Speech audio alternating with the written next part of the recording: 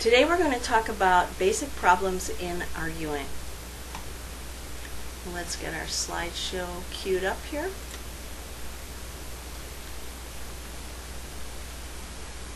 We tend to think of problems in argument as being problems that come from out there. For example, he's telling a lie, she is exaggerating, he's giving statistics that aren't true, she doesn't know what she's talking about. Even if it's not this confrontational argument, we still think of the problems as coming from out there. Maybe a politician is misleading us using fallacies. A salesperson is exaggerating the statistics. It might surprise you to learn that some of the biggest problems you're going to encounter this semester in arguing are going to come from within yourself. For this presentation, we talk about mine is better thinking, the better than average effect, ethnocentrism, egocentrism, mindlessness and resistance to change, anecdotal thinking, and groupthink.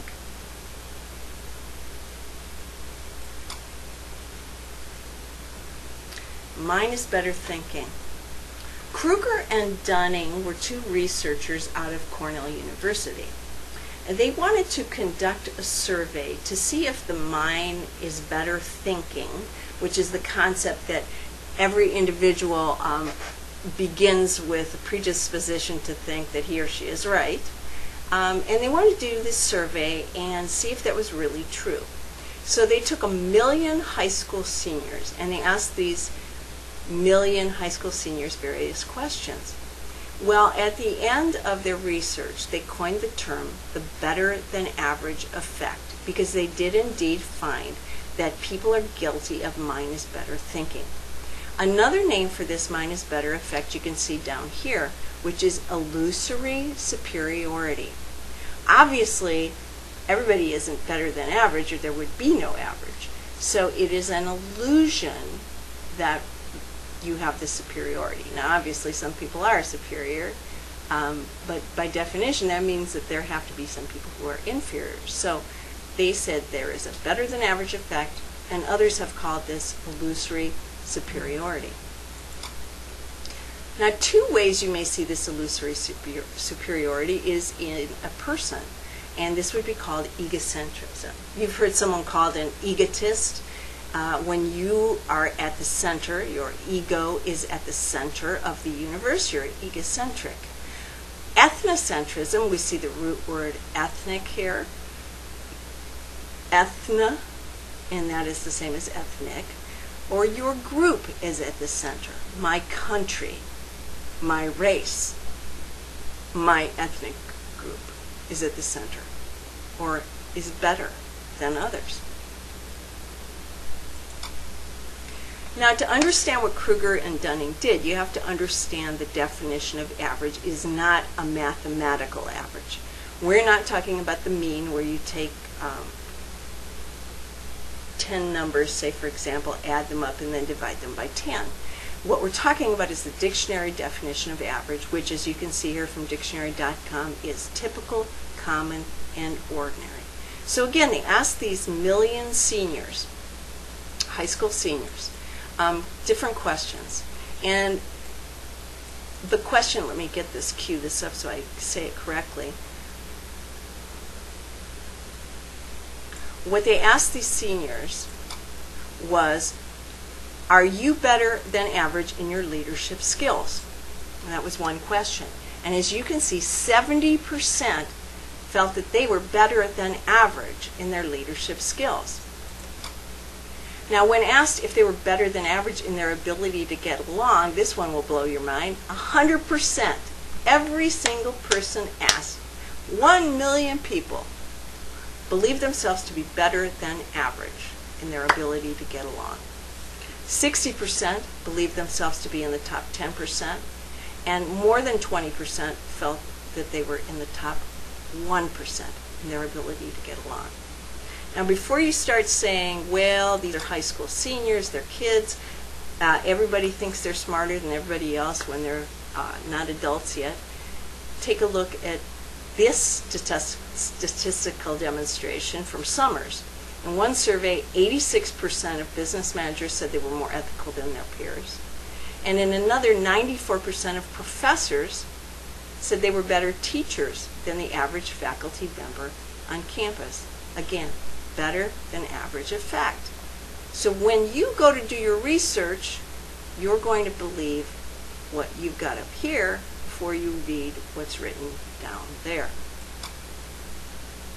Another problem that comes from within has to do with our upbringing and experience. If our parents or guardians taught us to think one way, we may do so without questioning certain things. And we also think anecdotally, and our own experience becomes our evidence. For example, say my neighbor homeschooled her children, and her children can't do math at all, they don't spell well, and they're misbehaving all the time. Therefore, homeschooling doesn't work. All right, I've taken one anecdote and I'm generalizing it.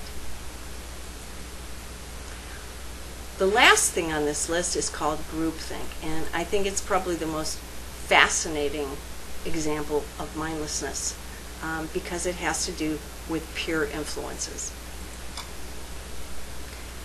In the 1950s, the now famous Asch conformity experiment was first conducted, and it showed how powerful a peer or not even friends, but just a group can influence other people, individuals rather. So let's take a look at this video, which I got off of YouTube, showing kind of a reenactment, or not really a reenactment, but a restaging of the Asch conformity experiment. The Asch experiment is one of psychology's oldest and most popular pieces of research. A volunteer is told that he's taking part in a visual perception test. What he doesn't know is that the other participants are actors, and he's the only person taking part in the real test, which is actually about group conformity. The experiment you will be taking part in today involves the perception of line length. Your task will be simply to look at the line here on the left and indicate which of the three lines on the right is equal to it in length. So, for example, the actors have been told to match the wrong lines. The volunteer will be monitored to see if he gives the correct answer or if he goes along with the opinion of the group and gives the wrong answer. In the first test, the correct answer is 2. 1. 1. 1.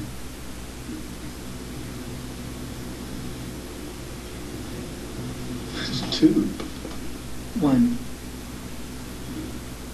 Once again, the correct answer is 2. 3. 3.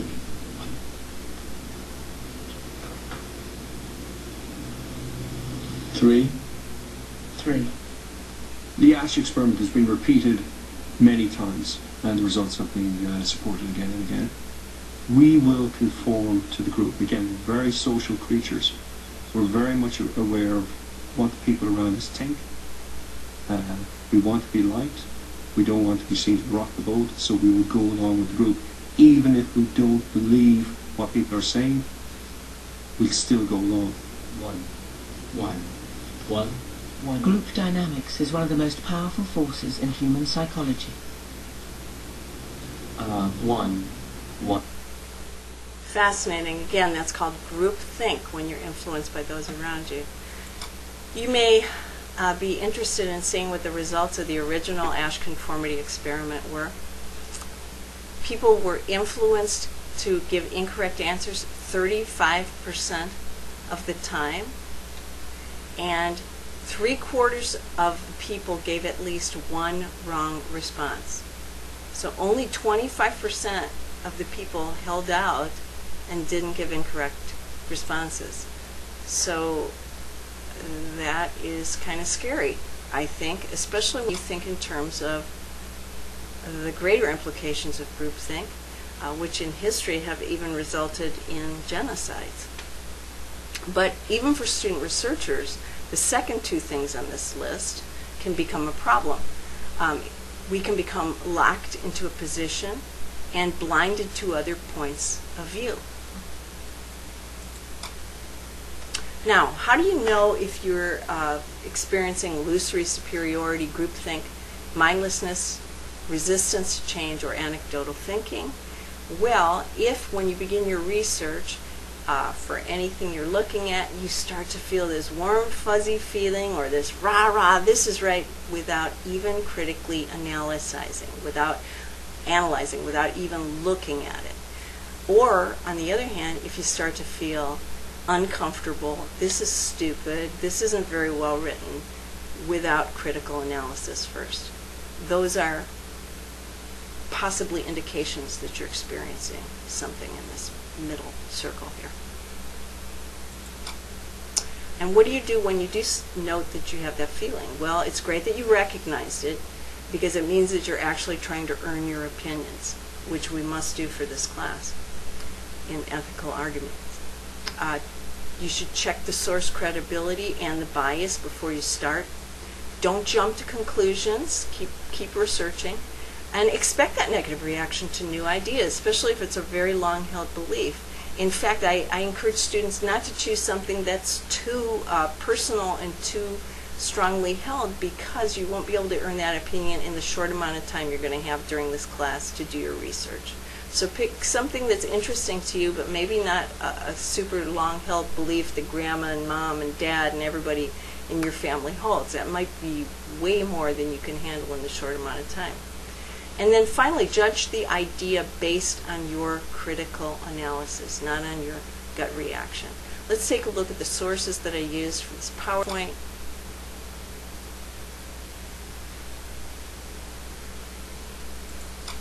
And please note that while I've got these numbered so it's easier for you to see them, you do not number your sources in the works cited or reference pages for APA or MLA. Thank you.